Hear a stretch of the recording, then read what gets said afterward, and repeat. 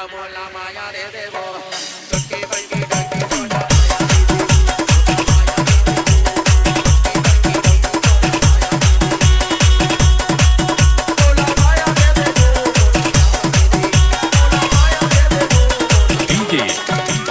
गजेंद्र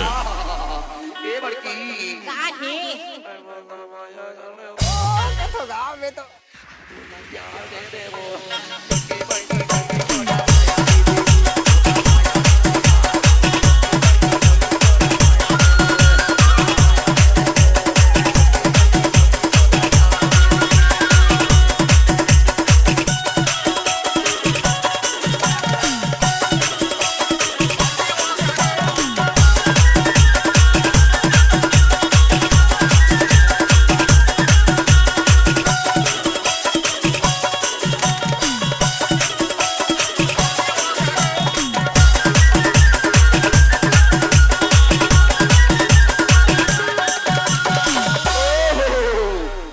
लहाले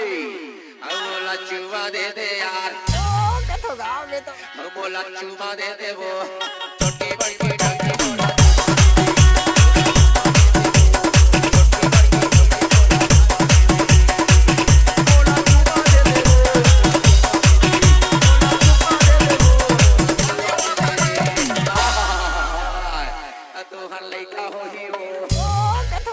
छोटकी काहे तू हल्ले का हो ही वो